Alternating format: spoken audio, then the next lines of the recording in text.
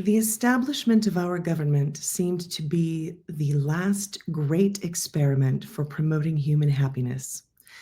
George Washington's letter of January 1790, reflecting upon the prospect of a people's self-determination and governance through the republic founded on this continent, contains what is now a household phrase, the Great Experiment. As the United States nears its semi-quincentennial in 2026, our republic is grappling with its identity, its place in the world, its values, its systems. The experiment is delicate. Those larger questions aside, time for some trivia. To whom, do you know, did Washington write that letter? You'll find the answer at the end of this video. You won't find it in David Auburn's Summer 1976, but you will yourself within the play grapple with questions of self-determination as you hear the story of two women whose unlikely friendship bloomed during another great anniversary year, the United States Bicentennial. Welcome to Forward and welcome to Summer 1976. I'm Marcella Kearns, your host for this introduction to the play, our playwright, and Forward's production. Summer 1976 is a memory play, and those memories meet in a space really not easily defined. Two characters, Diana and Alice, we learn, meet in the summer of that year through their daughters. Their daughters are 5 and part of a babysitting co-op. It's Ohio. Diana is a single mother teaching at the university. Alice's husband is a professor. If you were around during that bicentennial year, you'll find familiar some of the references in the play, from macrame to the novel Shogun. As with other plays in our season, the heart of this piece really is in how two very different humans may find something in the other that anchors them, and how they become friends.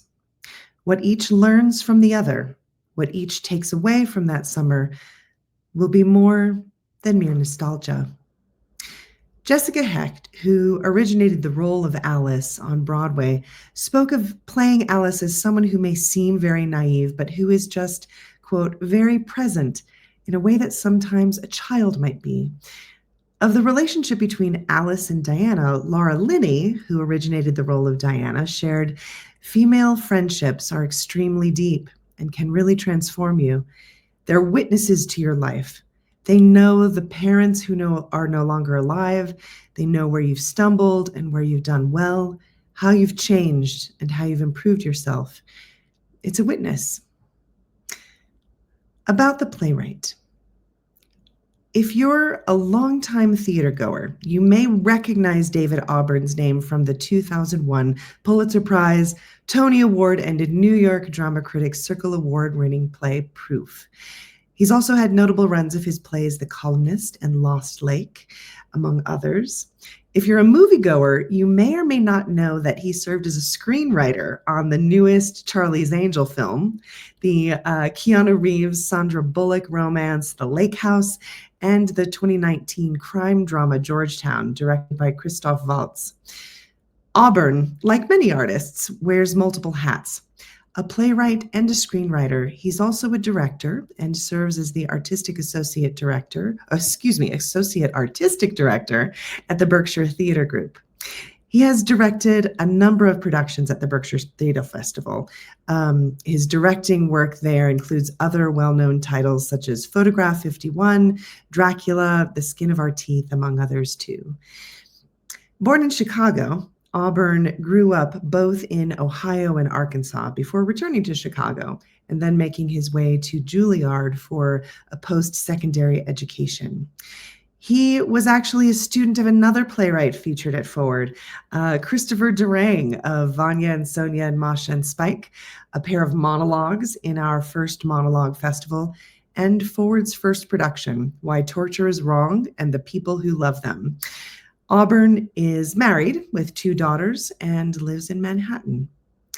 I'd like to share a little bit with you about his process. We really love focusing on our playwrights, and I think knowing how they tick, a little bit about how their own creative process works, is really valuable. His process as a writer and his fascination with playwriting. About that, I'd like to include an excerpt from an interview that he had with Mia Funk of The Creative Process.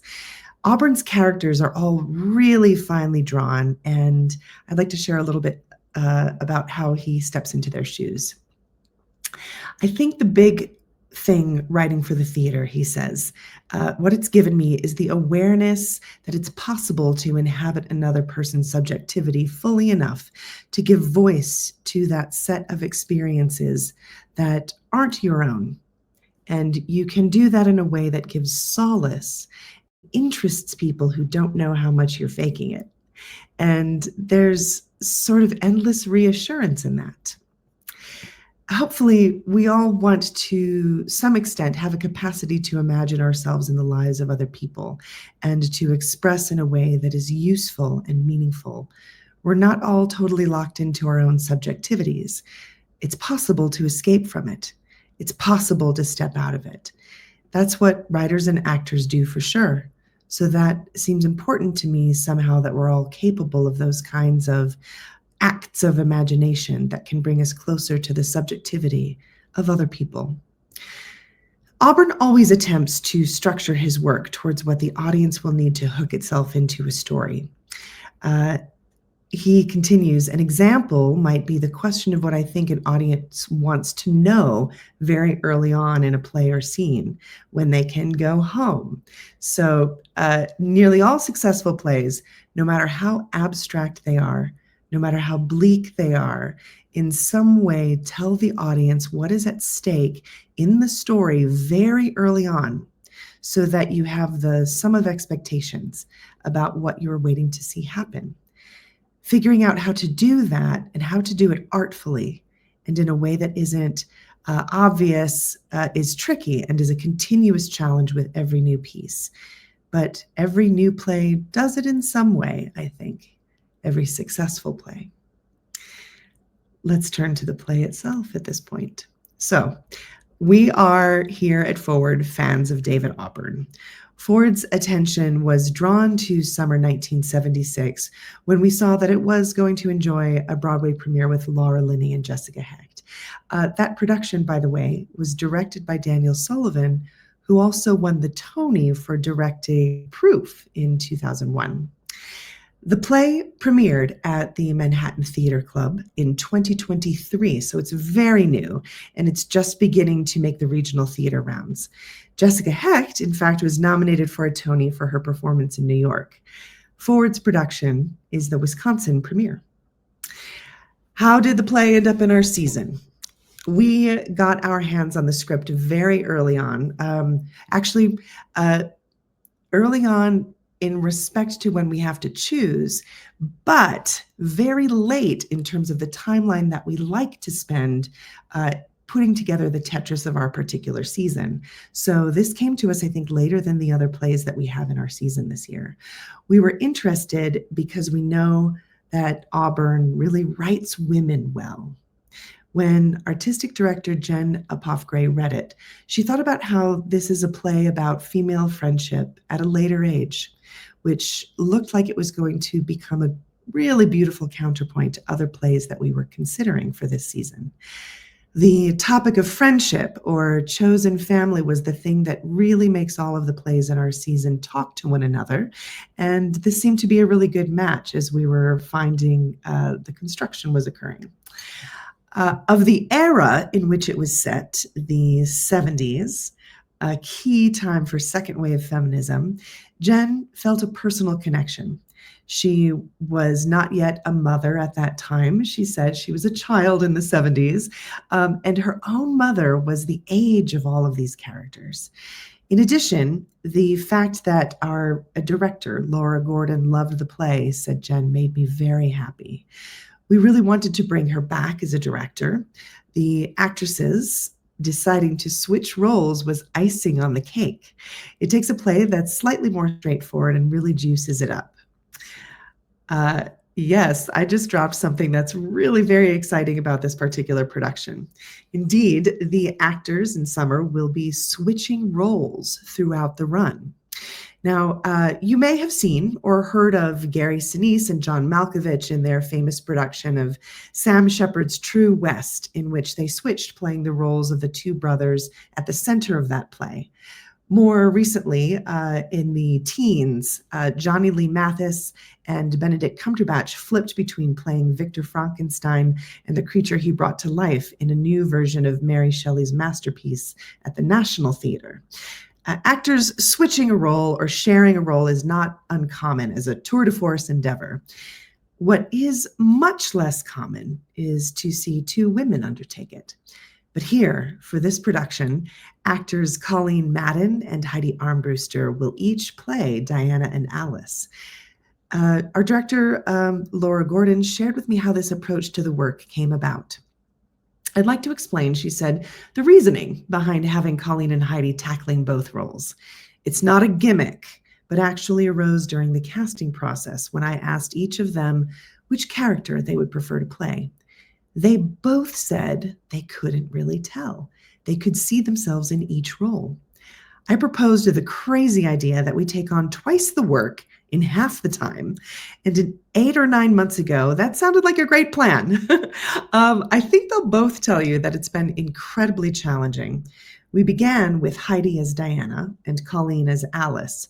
By day 3 in rehearsal, Colleen said, "Let's just rip off the Band-Aid and switch."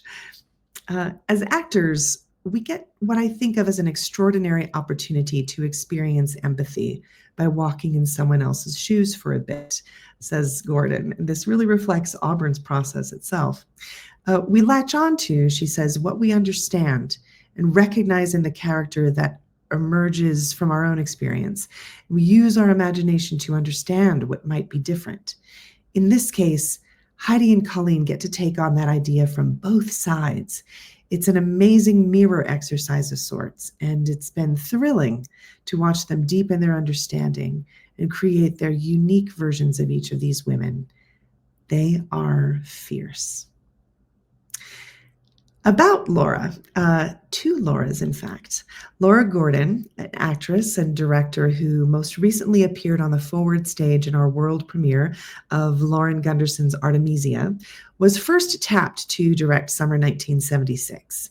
She has actually teamed up with a member of the American Players Theater core company, Laura Rook, to co-direct this production.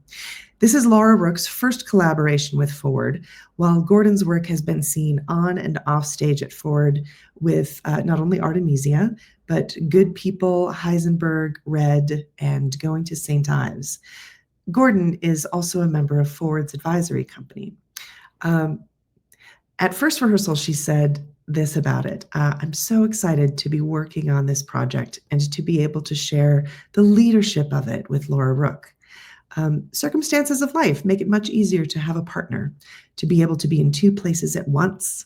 I was thinking about it in this way because I've been working on it longer than Laura. I can provide more of the outline of what we're working on, and she may end up being more of the through line as we go. She continued there, when we first read this play for the advisory company, now an interjection here, every play Forward considers for a season is screened by this advisory company, a collective of artists, which is also one of Forward's governing bodies. So, says Laura about that, when we were reading it, we were reading a lot of good plays. A lot of those plays had big social messages. They felt like important plays. There was something about reading this play that felt very on a human level. It's about something that's smaller than a social issue, and yet it resonates just as deeply. This says a lot about friendship and a lot about female friendship. But the more I'm thinking about it, I think thematically where it lands for me is that it's a play about looking back, about retrospection. It's a play about examining who you are, who you were at a certain point in your life, and how it's influenced where you've ended up. So the play takes place in the summer of 1976, but it exists in multiple times.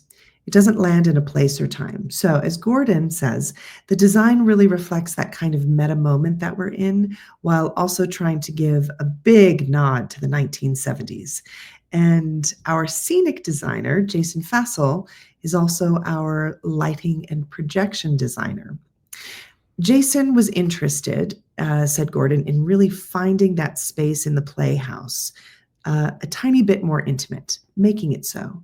So that's the purpose of the wraparound feeling of a backdrop on a big oval platform with a fabulous piece of sectional furniture that will be that 1970s orange in this world. The floor is a wood treatment. I think it's very feminine too, which I really enjoy about this play. About Jason. Jason Fassel is one of Wisconsin's foremost lighting designers, but he occasionally marries his lighting work to scenic design. Based in Milwaukee, he is back at Forward for his 11th production. He most recently lit last season's production of Clyde's, if you were able to see that. This is also his 21st production working with Laura Gordon, so they truly have an artistic shorthand with one another. Jason's key inspiration for the work here was the artist Paul Klee, who is featured in the script. With an uncluttered, beautifully minimal space, Jason's hope is to offer up images in the background of the scenery from the artist's work that will set a tone in the background but be filtered out by a lattice work that you'll see. So one way to think of it is that it's not literal, but it will provide a feeling about the episodes which we're hearing about on stage.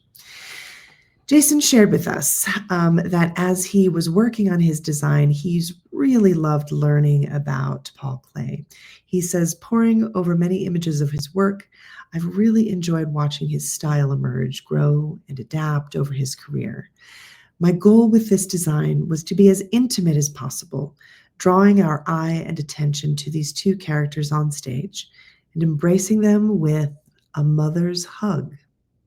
So, no spoilers, but I would like to share with you the pivotal moment in the play that sparked Jason's imagination and his inception of this visual world. Alice says at one point, I've suddenly found myself with tears in my eyes, hugging her quite hard and saying how much I missed her. In the stage directions, we see that Alice hugs Diana tightly. It lasts a moment and then they move apart. Alice continues, I swear I hadn't meant to do it, but that's how I felt. Diana says, the hug. Yes. At the time of this writing, Jason wasn't sure he would find a way to use it, but I encourage you to check out Klee's picture, Diana in the Autumn Wind from 1921. It was a joy to find, he says, and it was an anchor as he was working on this particular piece. One note as we take a turn about the scenic design. I invite you to consider when you go in the choice of the furniture on stage and really how that sectional furniture amplifies the deconstruction and the construction of memory. I'd like to take a quick detour here to Klee, actually. If you're not an aficionado of his work, he was a Swiss-German painter whose significant experiments with color theory and modes of painting really greatly influenced the later 20th century abstract expressionists, especially in the States, I think. His direct influences on later artists include working with explorations of automatism, so drawing unconsciously, primitivism, so employing the earliest, most primal methods of art making, and reductivism, so distilling universal symbols down to their very simplest form. The latter was actually a method which connects us, interestingly enough, to last year's The Flying Lovers of Vitebsk. Marc Chagall and Klee actually both had a connection to the painter Kazimir Malevich and his exploration of the same. Klee in World War I was drafted into the Prussian army, and what he experienced there led him to really conclude, and I quote, the more horrible this world becomes, the more art becomes abstract. He was prominent between the wars in the art world and one of the leading artists of the Bauhaus. At the end of Germany's Weimar Republic, he was one of the artists made vulnerable by the rise of the Nazi Party. He returned to Switzerland and passed away in 1940, but throughout that period, his work did enjoy several exhibitions in the United States. The Center Paul Klee in Switzerland has linked American exposure of his work to the later rise of such innovators as Jackson Pollock, for instance. Attesting that, and I quote, "Art does not reproduce the visible, it makes visible," Klee feels a natural point of inspiration both for Diana and the space in which summer 1976 resides. To another designer. Speaking of flying lovers, our costume designer for this production has returned to Ford for her second production to design Diana and Alice's looks for summer. Madison-based Shelley Cornea, whose work you may have most recently seen in A Christmas Carol at Children's Theater of Madison, really kept it simple at first rehearsal. That work was about finding each of the women. In short, she says, one is very tailored, very put together. One is a little more bohemian. Each actress has their own version of a Diana costume and an Alice costume. So Shelley really got to create a couple of versions for each character. Shelley has also designed productions of Diary of a Wimpy Kid, Anne Frank, Freaky Friday, and Mockingbird for Children's Theater of Madison, along with several productions at UW-Madison. She actually has several opera credits to her name as well. About our sound designer, Ford's resident sound designer, Joe Cirqua, is bringing his signature touch of composition to this production. Now, this is a spoiler alert. Be prepared for a really fun mix of all of the top hits of 1976. At first rehearsal, he shared how much fun he had dipping back into that era in order to find what would work to weave into the story here. On the concept for actual music in the play, he said at first rehearsal, "I've been doing arrangements of some of the iconic chord changes and grooves from some of the top tunes, and then putting melodies on top of them." One of the natural fits thematically, I think, that he chose, you'll hear this, hints of "You're My Best Friend" by Queen. If you want to get some sneak peeks, I'd say go look up all the top hits of 1976, and you may hear snippets, samplings, or again, simply those chord changes from some of those very famous tunes. So how did this particular artistic choice come about? I'm going to take it back to our director, one of our co-directors, Laura Gordon. She reflected on how music is a really great way to live in memory. I was looking for a way, she said, to sort of hold on to the 70s somehow in our transitional moments between scenes, not as a name that tune moment, but hanging on to the era felt right to me, and having some flexibility and energy to help drive through the play, of course. How do we hold on to a time, to one another? Like the sense of smell, the experience of sound and music has the power to drop us immediately into not only specific memory, but the milieu itself. To our props designer, Kaya Sarajian rounds out our team of designers with their work on props. They're here for us for the whole season. They joined us first for King James and went on to Murder Girl. Both meant a very big adventure in heavy props productions. With Summer, as with other designers' work, how Kaya's work both blends with the time and is somehow outside it was the task. Kaya comes to us as a recent graduate of UW-Madison, and outside the university and in the area, you may have seen their props work in The Wiz at CTM and their lighting work at Broome Street Theater. I'm going to take it right back to David Auburn. Many of us who work in the industry wear many hats. I'd like to also share something about the production team, more of the faces behind the scenes.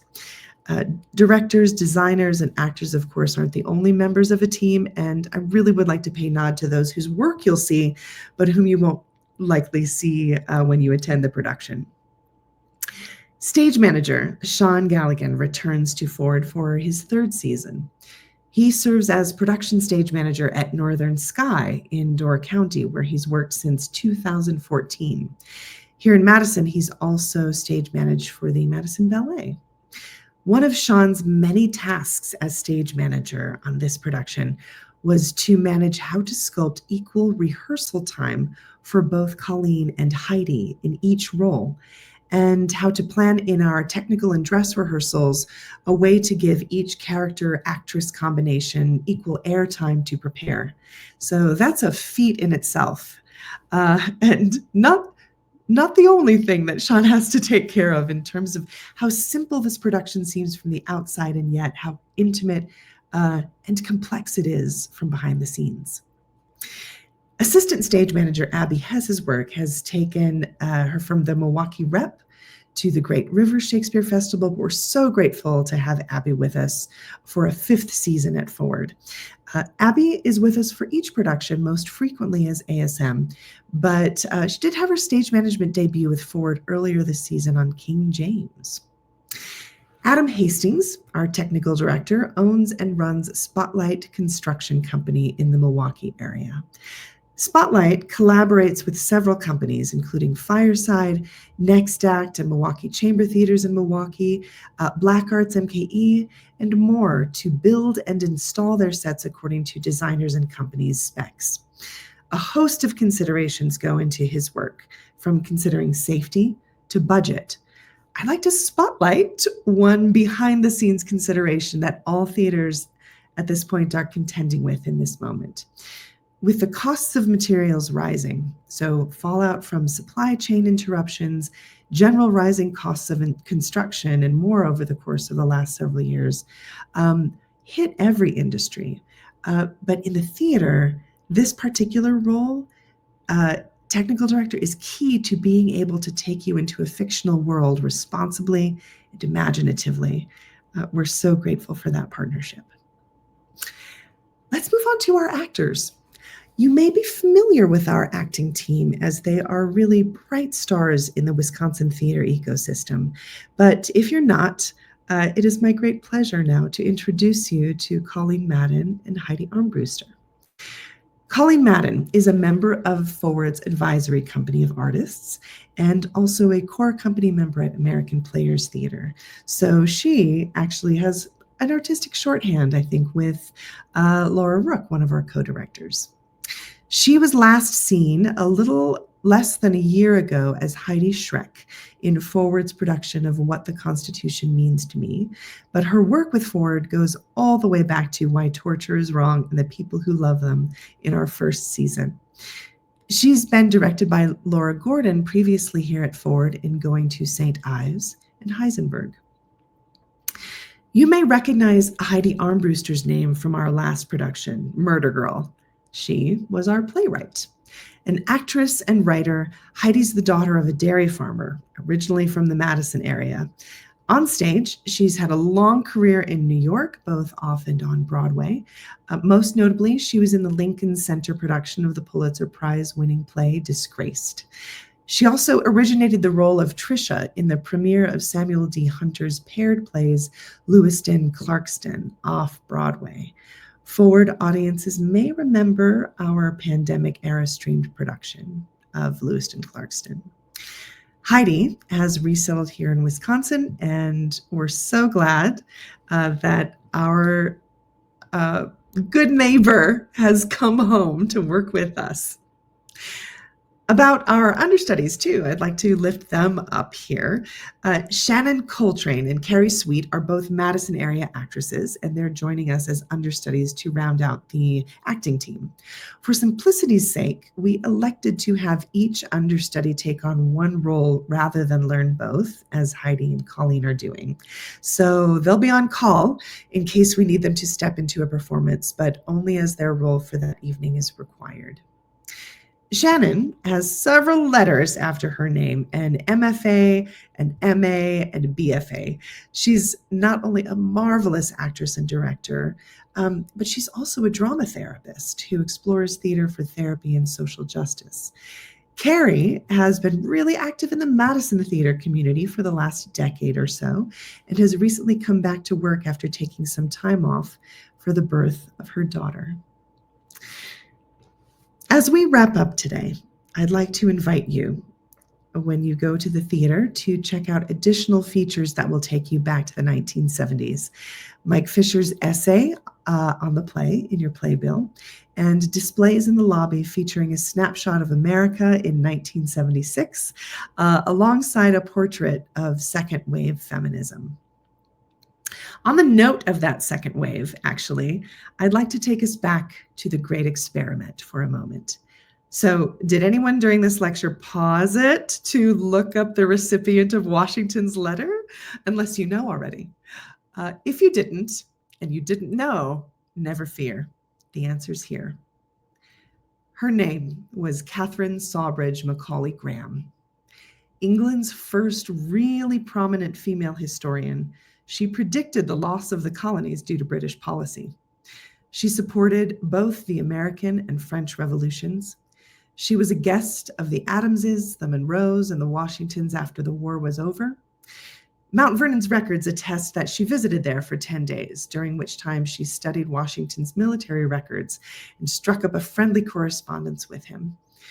After returning to England, she promoted the equal education of, I will make this note, upper class women and men. She fought the pervading assumption of innate differences between the sexes.